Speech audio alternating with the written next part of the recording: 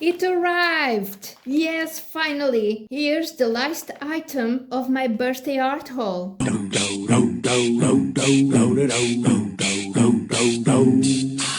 Hi guys, how you doing? I hope you're doing all right.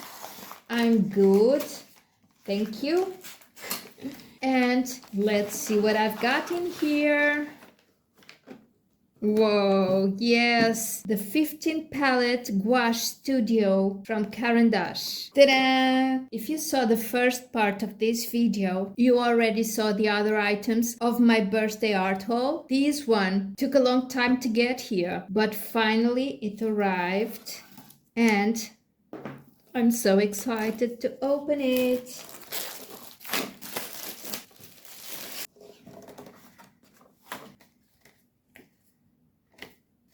It's so beautiful. Oh, the tin is a little bit smashed in here, but it's okay.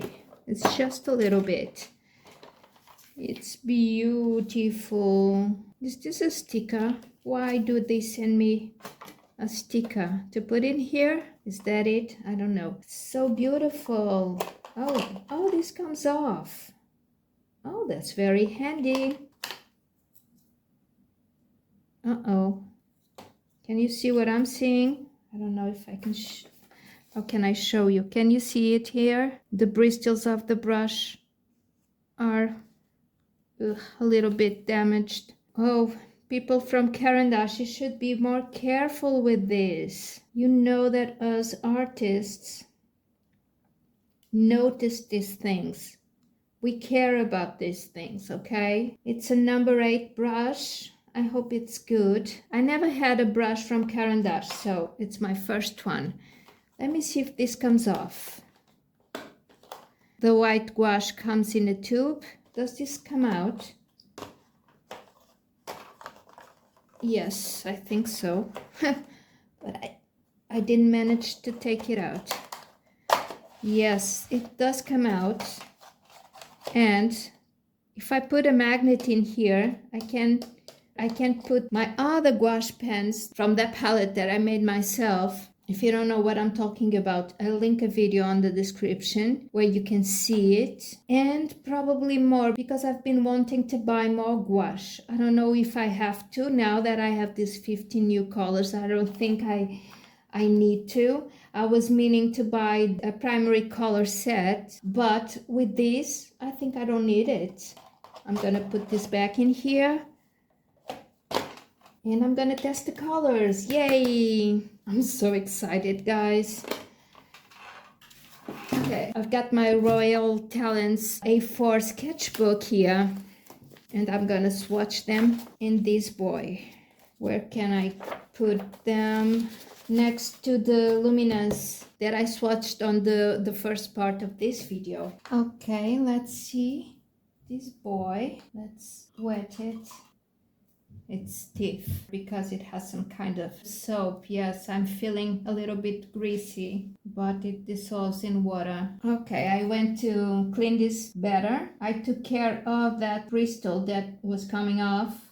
I just pulled it and washed it a little bit better, and now it looks like it's on its place. Let's hope it stays like that. It has a very fine point. Let's see if it maintains it while I'm painting. And I went to get a little bit of paper to clean my brush. Oh, it has the swatches here. Okay.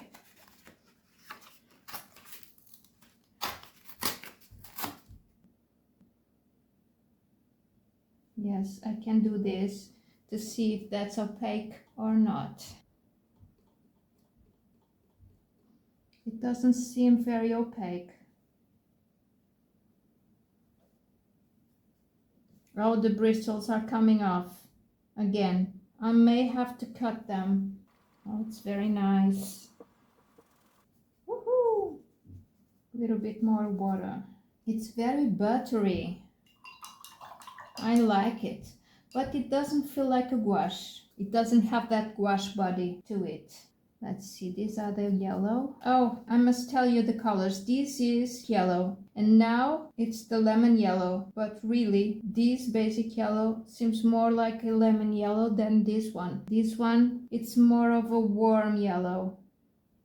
And again, it's not opaque. I'm reinforcing it with a second coat, and it is not opaque.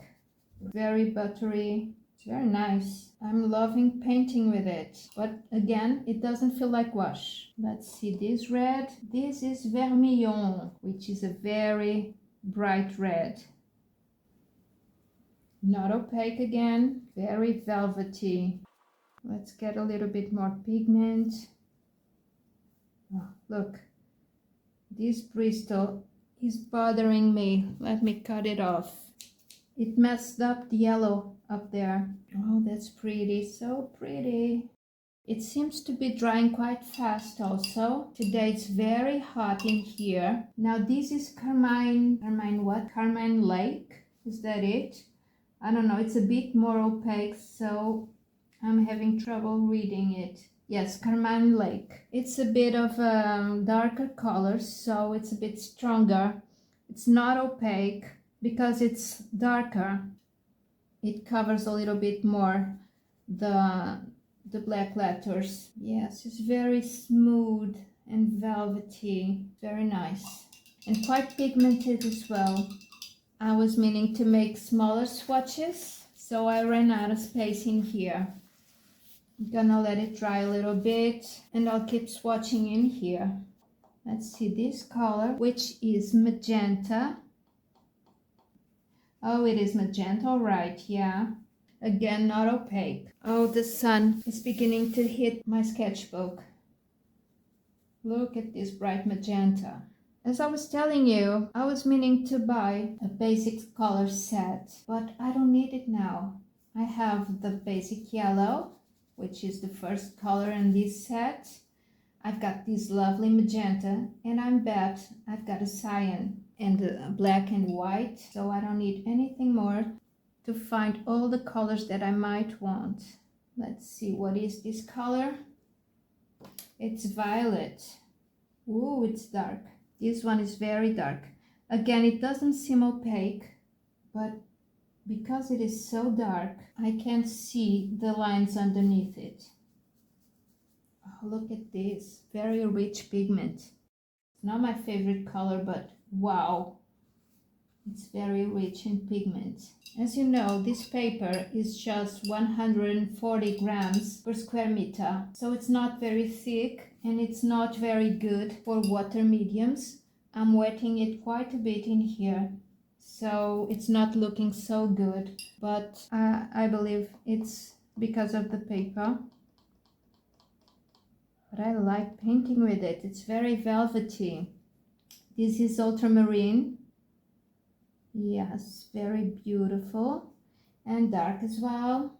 Very pigmented. Not opaque again. I don't know why is this called gouache, because it doesn't seem opaque. Am I wrong? Have you tested these guys before? What do you think about them and being called gouache? In here I lay them quite thickly, so they should be opaque, and then I water it to thin it down and to see the more transparent layers that they make. But they are not opaque in here. I can see the white of the paper. Okay, let's see what's this color. It's supposed to be cyan. Again, it looked really dark in the pen, but it's a very strong cyan. It seems dark, but if I water it down, it becomes a perfect cyan. Very pigmented. Oh, look at this. I love this color. Whoa. One of my favorite blues. But it's one of those colors that is a straight out of the tube color, so I don't use it that much. I mix with it, but look how pretty that is. Imagine a lake, cyan blue. Dreamy, right? Let's see, what is this color? A malachite green.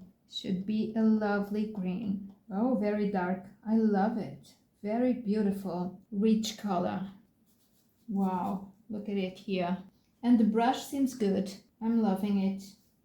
It holds up. I'll test it a little bit more in a while, but it seems to hold its tip. It seems good. It's very smooth, but again, it's sturdy, so I'm loving it so far. Let's see now this color. It's another green. It's called yellow green, but it seems too dark to be a yellow green. At least that's not what I think when I think of yellow green. It's very dark, which is great because it's very saturated, and you can desaturate it by using water and get very different shades of green. Let me see that in here. Wow. Oh, I'm loving these colors in their full potential. I mean, power, you know, punch, because they're really strong. And then, yes, you can water it down to become quite transparent. Yeah, you can see the difference. This really is a malachite green, and this is more like not quite a viridian green, more or less like an emerald green, I'd say. Oh, and we've got the emerald green next, coming next. But it seems too light for me. Maybe this they switched these two. I don't know. Don't you think? This should be the yellow green and that it should be the emerald green. But I'm testing them in the order they came, and they were closed in the package, as you saw. This green seems more opaque. I left it really thick. Let's see how it dries. Definitely, I think it's all the way around. I think this is the yellow green and that one is the emerald green. I'm making such big swatches because I'm loving painting with them. They're really nice. They feel really velvety. I really love the feeling. I have the ochre now. They reactivate really easily. Also, I'm just rubbing them a little bit more because I wanted to pick up a great amount of pigment to see if I can get it to be opaque. And this ochre is doing a very nice job. I'm being too picky today. I think it's because it's Caran, and I think Caran is just at the top of the top, you know. It's an amazing brand in everything that they make. So I really expect the best from them. That's why I'm being so picky with them. This brown is just brown, yeah. It's fairly opaque again. Maybe the pigments they use in the browns are more opaque than on the other colors. Lovely. This, which is the black. Very rich black. Let's see it in here. Fairly opaque, but not quite as much as this brown and the ochre. I think it seems opaque just because it's a very dark color. See how it sinks down easier than the brown. Now for the white, I'm gonna test it out of the tube. It doesn't come sealed, a little bit there. Oops, looks like my camera stopped recording in the middle of the material test. And I kept on going without noticing anything. I just found that out at the end. Oh, okay, so where was I? Oh, I better put you here on top so you can see it. So yeah, you saw me swatching the gouache in here and here. I wanted to test the brush, if it would really hold its tip by writing with it. And yeah, I can get a fine tip with it. And then I spelled gouache in Portuguese, not in English, and studio in English, not in Portuguese. So that shows you how my brain is these days, by speaking in English and then trying to write in Portuguese. I'm all messed up. Well, you can see here the white. I'm happy with it, although it's not as strong as other whites that I have. For instance, the art graph white, which I showed you in other videos. I'll add those to the description if you want to see. And also my Liquitex acrylic inks have a powerful white. If I really need a strong white, I can use one of those. but this is also okay. I mix it with other colors. I will show you some tests I've been making by using this in other paintings, and it gets very chalky. I'm not sure if I like it yet, but the colors are very vibrant, so no complaints about that. Also, I remember that my art graphs dry, how should I say it, powderier. Is that a word? These are really velvety, you know, smooth, and they don't come off really easily. And I think the art graphs are more powdery, and I remember that because the colors that I have from the art graphs are indeed the white, this brown, and this ochre. In fact, I think I have the swatches in here somewhere. Let me show you. Where are the art graphs? Oh, here. It's very close.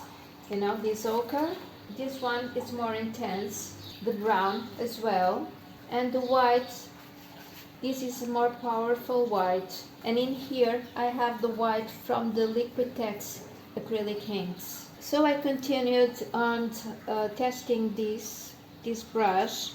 I attempted a little bit of different pressures with it, so I could get these really fine lines and this really bulky line with just this brush. It's very versatile. I could write with it. I'm not very good at calligraphy.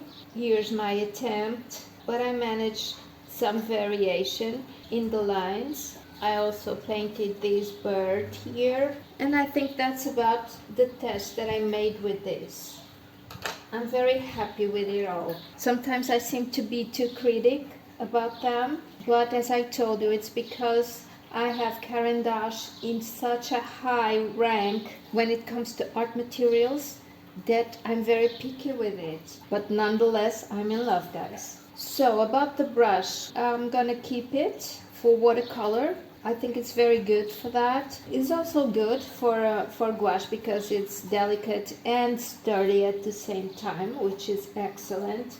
But the way I want to be using these guys, it's a little bit more intense. I mean, I want to scrub it, and I know by doing that I would just ruin this guy really quickly, and I don't want to do that. So as you can see, this dries really matte and beautiful, very velvety. As I told you, I really love the texture. As you saw, the majority of the paints aren't fully opaque, but that's okay with me also, because I want to be using it as a watercolor / gouache art supply, so it's perfect for what I want. And it really doesn't seem like watercolor when it's dried, because it's much more softer. I mean, it's velvetier. But the thing that got me most intrigued about this is the order of the paints and the order they come in the other. Where is the swatch? I don't know where I put it. Well, I don't know where it is right now. Maybe I lost it. I hope not. But you saw me swatching in the paper that came with the studio set, and the order the colors were in, I think they're not this order in the yellows and the greens. Tell me in the comments, please, if you have this exact set and if the pens came in this order, because I believe this is the lemon yellow, not this one. And again, this is the emerald green for me, and this is the yellow green. So I don't know what happened here. I'm not sure, but I'm convinced they switched the position of these two and these two. And then, as I told you, I've been using these for other paintings.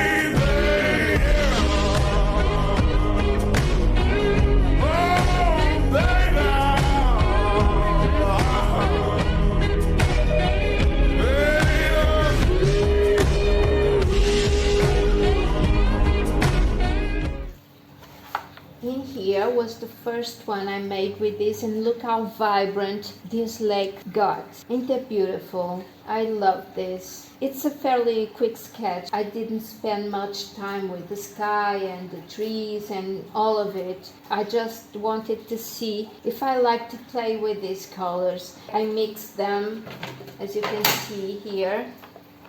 I made a lot of mixes so I could get other colors like these green that I didn't have in there, this blue also, and in here especially because the lake, maybe I'll show you a picture of this lake. It's in a garden in Setúbal that I went the other day, and I draw there on location, and I took a lot of pictures so I could draw again from it while at home, and that's what I did in this one. And this lake has a lot of colors in it, so I went and mixed a lot of pigments, some of them straight from the pens, others I mixed them first and then put it on here, and I really loved it. It's very vibrant, and I felt like I could mix the pigments without them being too muddy. Of course I have some browns in here, but that's supposed to. That's what I wanted to achieve. So I could control the colors really easily, really intuitively from this palette. So that's a win for me. And then we had a very fun day here at the pool. So I painted this.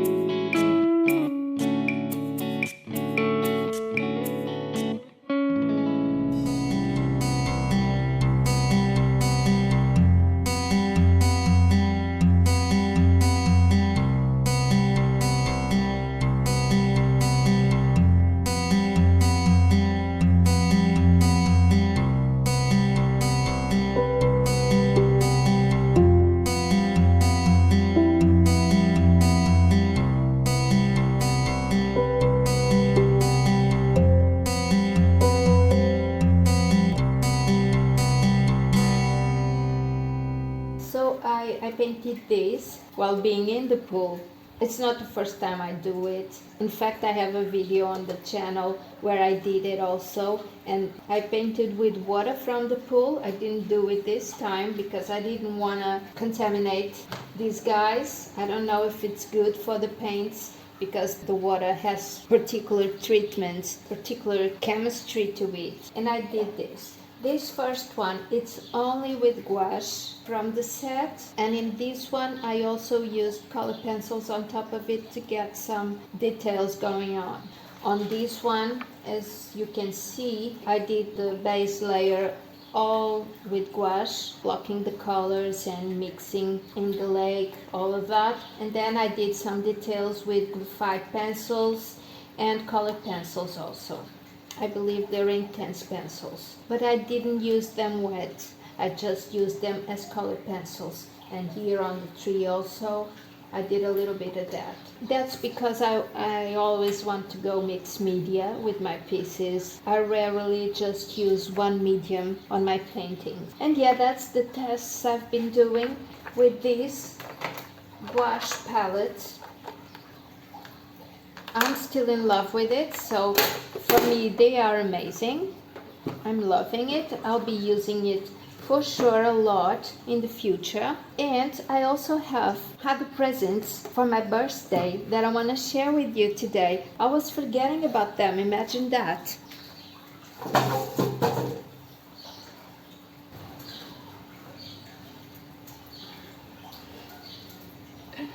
So I also got this big canvas for my birthday. It's 380 GSM canvas, already stretched as you can see, and it's 50 by 70 centimeters in size. It's quite big, and I don't know yet what I'm gonna paint on it, but you'll see about that. And I also got 3 art books, very well illustrated. The first one, of course, it's another one from Cezanne. It's a biography book. I already have one on Cezanne, but it's okay because I really love his work. I'm always interested in reading another one. It's an illustrated book. It has some photographs also, and it has paintings from the artist. So it's a very beautiful book, hardcover, and yeah, I'm loving it. This one I haven't read yet. I just read these 2, quite interesting.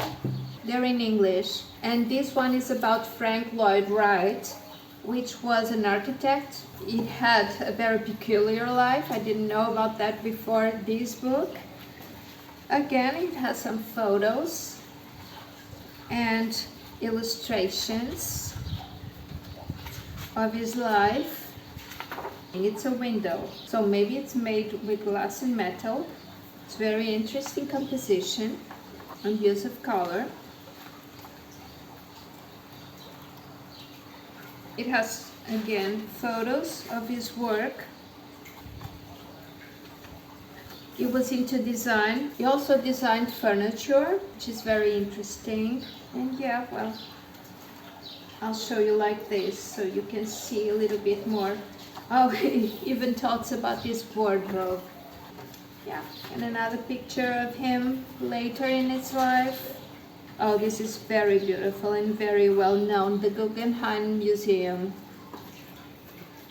Okay, so that's it about this one, and this one is about Bacon. Francis Bacon, a picture of him.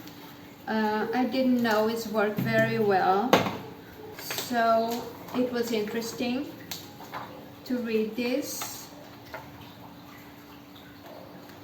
Very peculiar work. I'm not very into it, I must tell you, but it was very interesting to know more about it.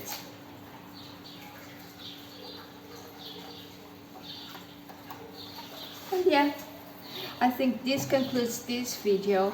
You saw my birthday heart haul in 2 parts, the first video and this video. I hope you enjoyed it. I'm loving all of it. Thank you so much for being here with me, for watching this.